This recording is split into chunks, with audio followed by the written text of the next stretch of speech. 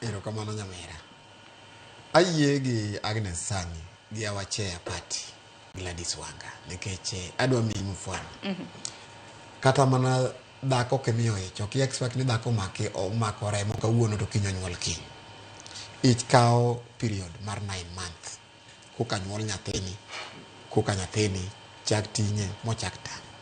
Tiende ni gimomiyo Awachea gi Agnes Sani mabende jakom mar komiti no wuok moro ket jopiny oler ne jopiny gima timore nikech nitiere jal moro manusa nyiso jopiny ni agreement ni en chuno ni tarik 7 obedo ni en collapsed ma kiwinjo Awachea kaka explain onge komondekie e oboke no mabende en kaka mana jagoro jal mawacho ni tarik 7 no igiko en kaka en jagoro manondiko gino baba no wacho maber kapok otho ni en nokel ne akela gino to joma nondiko ne gino en Honorable Sifuna makoro lokore sani ka koro dwaro ginene dwaro publicity mondo oyud followers.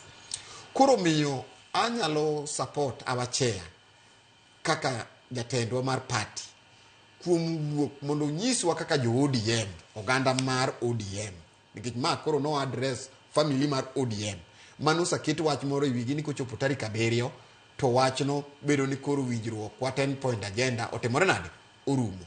Omiyo onge gima wacho en mani tarik 7 no en odiochieng' ma komiti mano set ne 10 point agenda dhi wacho kuma gisagike gi progress gi gik monego be ni kawo ne gi action gise wang'eyo maber ni 10 point agenda ni ne wadwaro ni mondo nyithindwa manonegi maandamano mondo biyod kochul.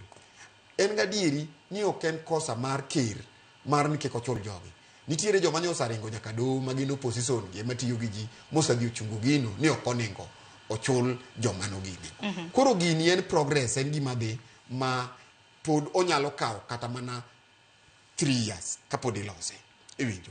Omiyo anda keto mano gandawa ni wabed mana gi geno kendo wabed gi horruok kwamiyo ker time kaachiel gi jotendwa mag ODM mondo miyo 10 point agenda ni wa achieve. To ng'ini weche aparo go bende noriede gi jatend piny William Ruto gi maneno gai mar ODM mosenindo Raila Odinga Okong'o aken nene yo machal nade?